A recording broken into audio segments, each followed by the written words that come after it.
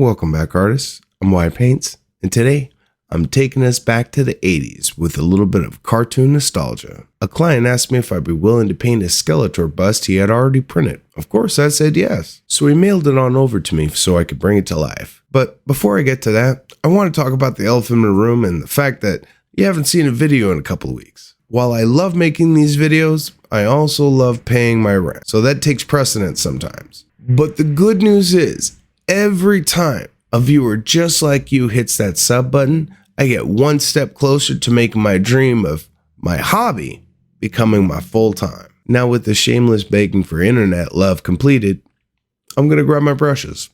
Let's get started. To start, let's take a look at this bust. It was printed on a filament printer, so even though it was dialed in, there are going to be some layer lines that we have to deal with. Also, this back area where the support was attached left a rough plasticky surface. While my client didn't want to bother with addressing the back of it, I can't really let it go out this rough, so I'll smooth it down a little bit. To do this, I'm going to need a few tools for safety, starting with gloves and a small bowl of IPA, these small medicine cups for holding resin, a cheap brush that I don't mind ruining, a UV light to cure the resin, and finally some paper towels to handle any spills. Since my main focus is to get a good surface for the bone, I'll start there. Using the brush, I applied a thin coat of UV resin across the entire surface. If you're going to do this, it's important to keep your layers as thin as possible, or you could end up with some pooling or rippling of the UV resin. With a well-tuned printer, 2 or 3 coats are more than enough to smooth out most layer lines. Between each layer I brushed on, I made sure to cure it completely using 60-second passes with the UV light.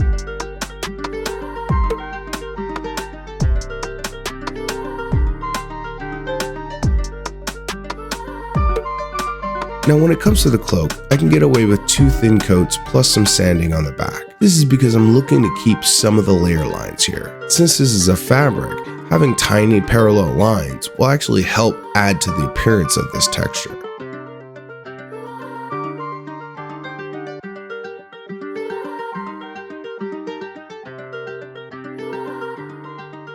Once I had fully cured all the UV resin, I wiped it down with IPA for a complete cleaning.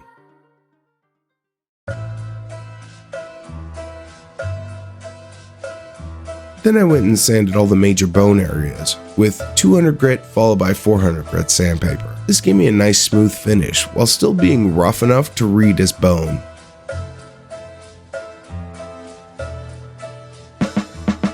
For the back, I hit it with 60 followed by a 180 grit.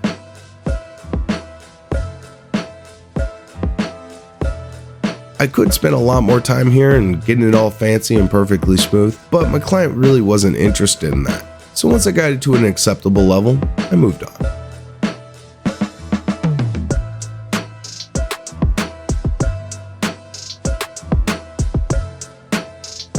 As a side note, you can see the sanding process kicks up a lot of dust, so be sure to be wearing your respirator protection if you do this yourself. After I cleaned up all the dust, I primed using the Krylon Flat Black, which honestly ended up drying more of a satin than a matte, but no biggie, time to grab some brushes. First step for Skeletor is Mutation Green. This got a heavy stipple / overbrushing using an old favorite of the channel, Old Bristly. Now, I don't know about you, but this is one of my favorite parts of the paint job. When I get to go fast and paint wild, and where I get to pretend where I'm some kind of hipster artist that just slaps colors and cranks out masterpieces. Thankfully here, the only thing I really needed to pay attention were the major recesses, so, have fun where you can.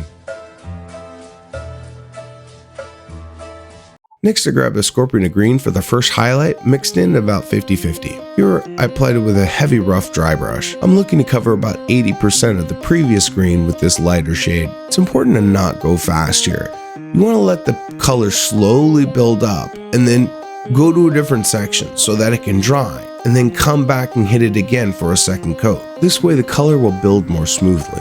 When it comes to these large areas like the forehead, it will look very splotchy at first, but by the 3rd or 4th pass, it'll start to smooth out and you'll really start to see a nice texture emerge. All of this time, I've been slowly mixing more and more Scorpion until I'm using just a Scorpion of Green. Then I went back to the forehead to add a few extra contours for some extra visual interest.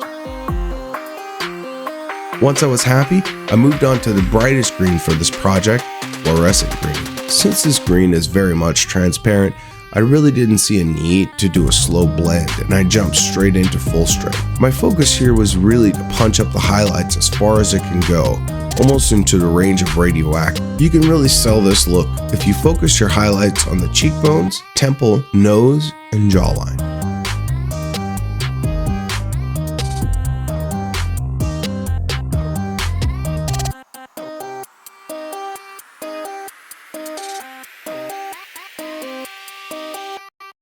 After a day to fully dry, it was time to change this from just a green skull into the iconic Skeletor. To do that, I'm going to push his highlights with some skeletal bone. This is going to add some much needed warmth to his face. While I am going for a more modern take on Skeletor with a much more intense green, I absolutely wanted these desaturated bone yellows to be there as a slight homage to the original character design.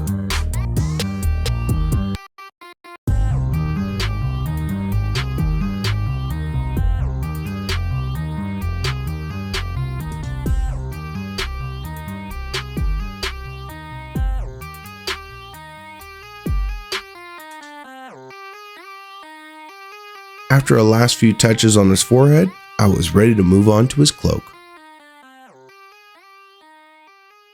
But real quick, I'd like to take a moment to thank my supporters over on Patreon. The Macho and Austin's Nads have been longtime board members that I cannot thank enough. If you would like to join the Painting Pantheon, you'll find a link to my Patreon in the description below. Now, let's get back to Skeletor.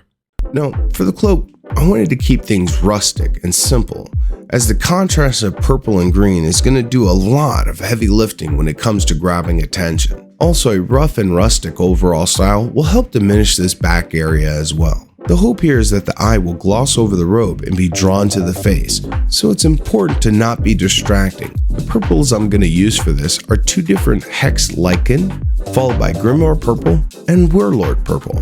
The first coat of Hex went on nearly black, but it did add important tints for the shadows. Nonetheless, it's not the most interesting thing to watch, so let's skip forward to the second Hex color. Here I'm starting to use the layer lines to build up a color texture for the fabric. By keeping my brush strokes perpendicular to the layer lines, I create a stitch pattern fairly effortlessly.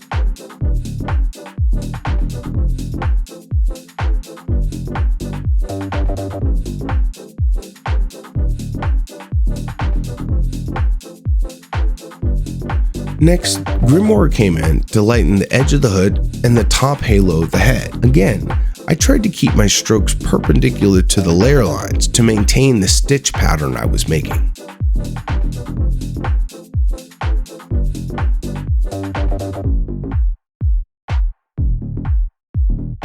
Finally, I added a few drops of Warlord Purple for a final highlight, so I can make some stressed areas on the hood.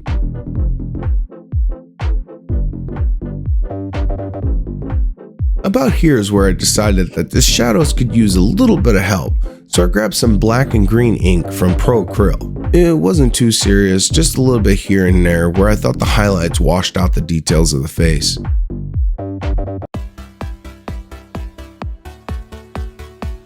I finished it off with a final very light dry brushing of pure skeletal bone.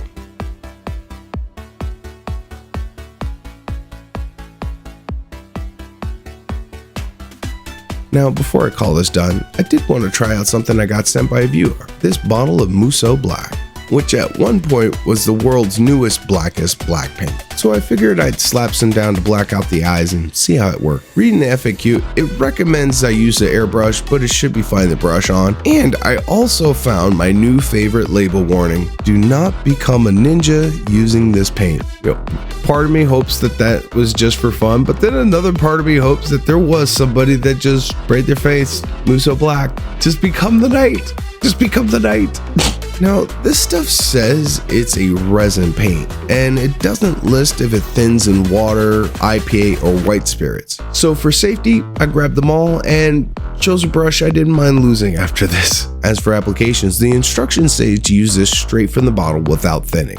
and this stuff is thick. It would definitely need some thinning if you were gonna blow it through an airbrush. But since I wasn't going that route, I just slapped it on and did my best to spread it evenly. And honestly, it was looking kind of gray and shiny. And it certainly looks very dark, but that black hole effect is very much more evident in photos and video than in real life. Still, after a second coat, I was very happy with the results. I can't wait to try this on another project because this one is done. And dang, Skeletor, you looking mean. I hope you guys liked this one, and if you did, be sure to hit all those YouTube love buttons because it sure does help me a ton. I'm almost at 500 subs, and I couldn't have done it without each and every one of you. Be sure to be on the lookout for my next videos. I'm going to be pinning up the Crimson Crocodile from Kingdom Death, and I'm working on a full-size Pokeball. So that should be cool too. Finally, I'll leave you as I always do. Thank you for watching. Stay creative and always enjoy the process.